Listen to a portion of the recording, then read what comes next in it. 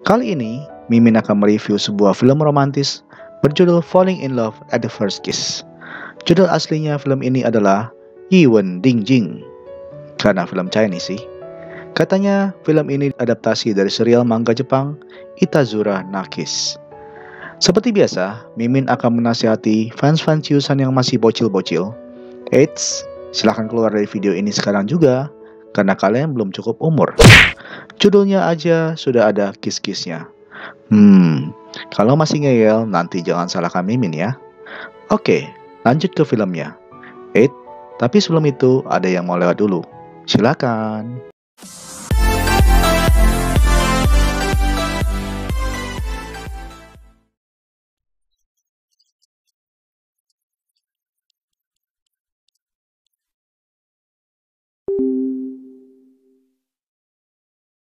Kita bisa melihat tokoh utama film ini, yaitu Yuan Shanqin, yang sedang mendaftar ke sekolah ternama di kota tersebut. Karena terburu-buru, Yuan pun tidak sengaja menabrak seorang siswa yang bernama Chiang Chesu, yang merupakan siswa baru juga di sekolah itu. Tak sengaja handphone Chiang pun terjatuh, dan Chiang sepertinya seorang anak yang berbakat dan pintar, langsung mengkalkulasi dengan ilmu fisikanya apa yang akan terjadi berikutnya. Namun saat Chiang membantu menyelamatkan Yuan dan juga handphonenya, kejadian berikutnya tidak terduga. Yuan pun tidak sengaja mencium bibirnya Chiang, dan handphonenya pun terjatuh. Aduh, iPhoneku. Yuan pun meminta maaf, tapi Chiang tidak menggubrisnya dan meninggalkannya begitu saja. Yuan pun mengambil foto dengan kamera handphonenya. Di scene berikutnya, pada saat penyambutan siswa baru, kepala sekolah mengumumkan bahwa ke sekolah tersebut kedatangan seorang siswa dengan IQ 200. Wow, IQ yang sangat jenius. Dan bisa ditebak, siswa tersebut adalah Chiang, dan dia diberikan podium kehormatan untuk menyampaikan pidatonya. Dan pada saat itu, Yuan yang mengenal Chiang pun tergila-gila dan jatuh hati padanya. Dan film Fall in Love at the First Kiss pun dimulai. Di sekolah tersebut, semua siswa terbagi dalam golongan kelas A sampai kelas F. Chiang yang pintar pun termasuk dalam kelas A, dan dia menjadi idola atas semua cewek-cewek di sana. Sementara Yuan berada di kelas F, kelas yang paling bobrok dan yang paling sering menjadi bahan tertawaan satu sekolahan. Chiang yang pintar pun semakin menjadi sorotan. Setiap kali ada berita mengenai dia, langsung disebarkan melalui handphone siswi-siswi. Dan siswi-siswi yang tergila-gila terhadap Chiang langsung saja sontak mengejar Chiang. Setiap saat mereka berusaha untuk mendekati Chiang. Namun sayangnya, sekolah tersebut menyediakan gedung khusus untuk siswa-siswa pilihan di kelas A. Yuan yang tergila-gila terhadap Chiang semakin merasa putus harapan. Namun karena berkat bantuan dua orang temannya, mereka merencanakan sesuatu agar Yuan bisa menyatakan cinta terhadap Chiang. Dan misi mereka pun dimulai. Mereka mulai mengacau kelas, sehingga Yuan berhasil melarikan diri ke gedung kelas A. Di sana, dia langsung saja memasuki pintu yang tidak terkunci karena perbedaan waktu, dan ternyata di sana dia berhasil menemukan Chiang dan berusaha untuk menyatakan cintanya. Namun Chiang tidak semudah itu menerima cintanya Yuan, dan rupanya dia malah mengolok-olok Yuan sebagai orang bodoh dari kelas F yang tidak sepadan dengan dirinya. Oleh karena hal ini, Yuan pun menjadi bahan tertawaan semua siswa-siswa di kelas A. Di rumahnya, Yuan yang tinggal bersama ayahnya tinggal di sebuah rumah yang tidak layak huni, banyak tikus, dan akhirnya rumah itu pun rubuh. Ayahnya bukanlah seorang yang miskin, tetapi ayahnya adalah korban dari penipuan, sehingga mereka harus melewati semua ini. Berita rubuhnya rumah mereka pun diliput masuk dalam TV, karena rumah mereka berada persis di sebelah sekolah. Keesokan harinya, Yuan yang malu mengendap-endap ke sekolahnya. Sontak saja, berita mengenai rumahnya itu menjadi bahan olok-olokan di satu sekolahan, sehingga Yuan dan Chiang pun terlibat adu mulut. Yuan pun menantang Chiang bahwa dia akan masuk 100 besar dalam ujian sekolahnya, sekalipun dia bukan orang yang pintar. Di rumah, Yuan diajak papanya untuk ketemu kenalannya yang kaya raya. Yuan dan papanya pun disambut dengan baik oleh mereka dan boleh tinggal bersama mereka sampai kapanpun mereka mau. Malam itu, ketika Yuan sudah masuk dalam rumah tersebut, dia membongkar semua koleksinya. Ternyata dia adalah seorang fans sejati ya Chiang. Baik bantal, selimut, dan semua barang mempunyai foto Chiang. Dan dia sangat kaget sekali ketika Chiang mengetuk pintu. Dan dia kaget kenapa Chiang ada di sana. Ternyata Chiang adalah anak dari keluarga tersebut. Dan Chiang menyuruh Yuan untuk merahasiakan hal ini dari teman-temannya di sekolah. Tentu saja, Chiang akan merasa hilang harga diri bila hal ini sampai ketahuan di sekolahnya. Yuan pun tidak kalah cerdik. Dia berusaha menyusun strategi agar bisa memaksa Chiang dan mengancamnya agar mau mengajar dia dalam pelajaran. Chiang pun tidak mampu menolak karena sebuah video yang sangat memalukan dikirim oleh mamanya ke handphonenya Yuan. Dan Chiang pun berjanji untuk menolongnya, mengajarinya dalam pelajaran. Malam itu, Chiang pun menyadari betapa bodohnya Yuan. Namun, dia juga tahu bahwa Yuan sebenarnya ada bakat, dan dia juga sebenarnya pintar apabila dilatih dengan baik oleh Chiang. Orang Prancis bilang, Witing Tresno, Jalaran Sukoklino, yang artinya, semakin sering mereka berdua, semakin timbul benih-benih cinta. Dan Chiang pun merasa menaruh hati terhadap Yuan semenjak hari itu. Dan tanpa diduga, mamanya Chiang mengambil foto mereka berdua ketika mereka tertidur, dan foto tersebut yang akan menyebabkan terbongkarnya rahasia mereka di sekolah. Hari ujian pun tiba. Chiang tentu saja bisa mengerjakan semua soal. Namun Yuan akhirnya berhasil mengingat semua teori-teori yang diajarkan oleh Chiang, dan dia pun berhasil melewati ujian dengan baik. Tentu saja, siapa dulu gurunya? Si cowok tampan dan jenius dari kelas A. Dan hasilnya, nama Yuan pun termasuk dalam top 100 dalam ujian tersebut. Yuan pun berhasil membuktikan diri bahwa dia juga bisa seperti Chiang apabila dia mau. Dan hal ini membuat Chiang merasa diam-diam jatuh hati pada Yuan. Dan hari pertandingan olahraga pun tiba.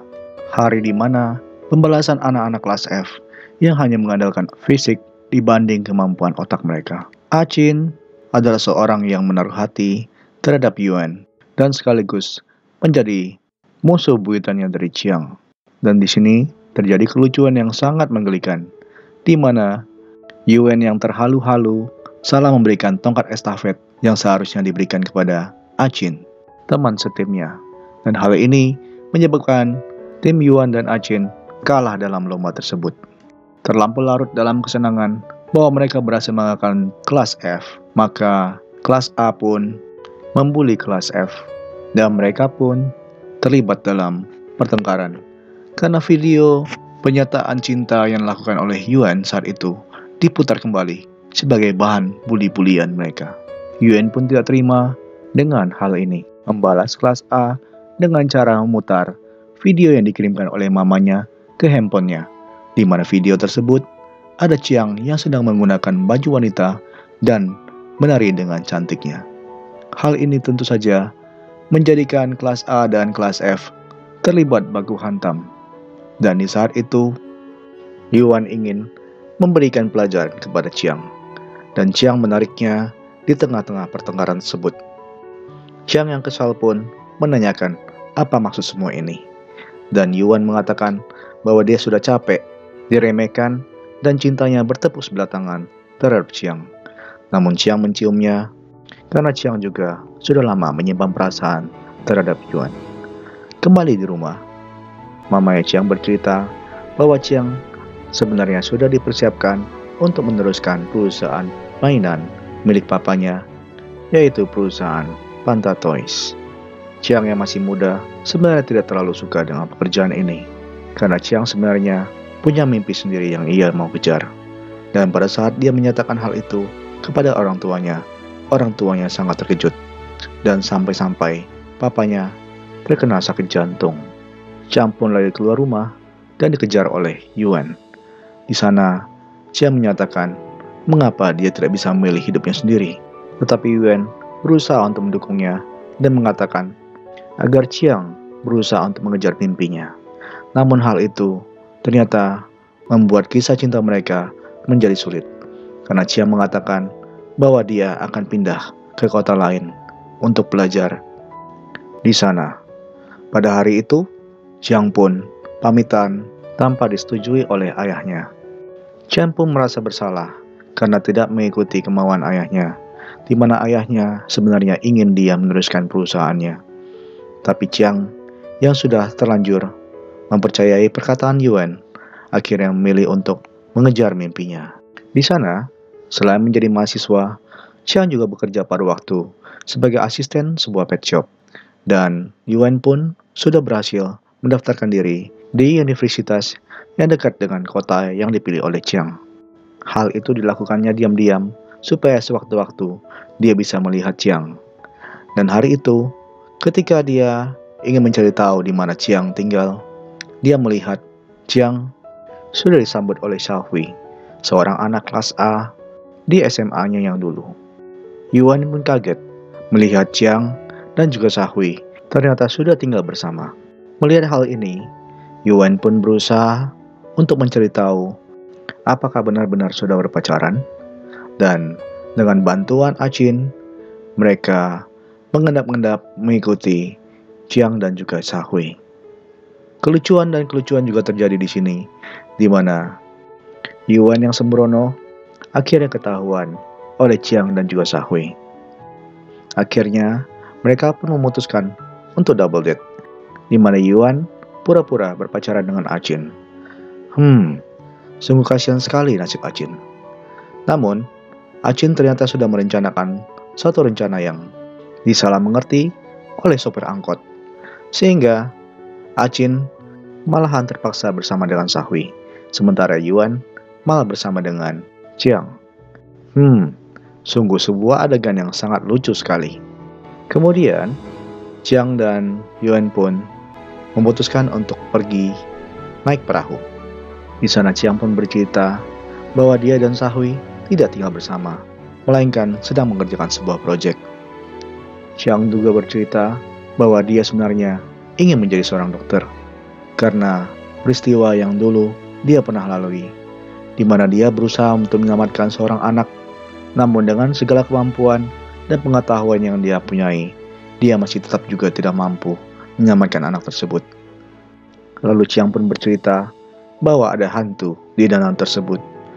Hal ini menyebabkan Yuan menjadi ketakutan, dan akhirnya perahu yang mereka naiki menjadi terbalik, dan mereka berdua jatuh dalam air bersama-sama basah kuyup. Singkat cerita, karena mereka tidak mampu balik langsung hari itu juga, akhirnya mereka terpaksa untuk menyewa sebuah kamar hotel, di mana kamar hotel tersebut adalah kamar hotel murahan, di mana biasanya banyakkan pasangan-pasangan nakal yang tidak resmi yang menyewa di sana. Yuan pun menanyakan temannya bagaimana tips-tips untuk berkencan.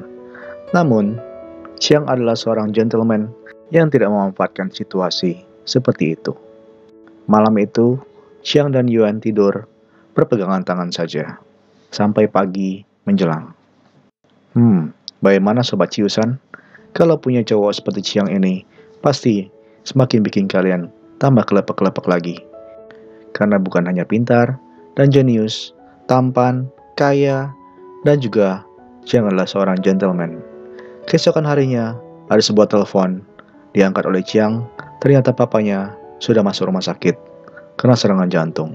Di sana Xiaohui sudah standby, siap untuk jaga dan juga dukung papanya Chiang. Hal ini membuat Yuan semakin terpuruk. Chiang yang merasa bersalah karena keputusannya untuk mengejar mimpinya. Belum lagi perusahaan papanya yang membutuhkan Chiang sebagai pemimpin sementara. Chiang tambah kesal terhadap Yuan karena Yuan mematikan alarm, di mana Chiang seharusnya bisa menjenguk papanya di UGD. Hal ini menjadikan Yuan serba salah dan dia berusaha menyusul Jiang di kantornya. Jiang yang sedang sibuk pun menjadi gusar dan marah-marah pada Yuan karena Jiang berpikir bahwa Yuan lah penyebab semua ini. Yuan merasa sedih dan di rumahnya papanya meyakinkannya untuk pindah dari rumah tersebut. Dan sesuatu yang harus dilepas, haruslah dilepas. Jangan dipaksakan untuk tetap dipegang.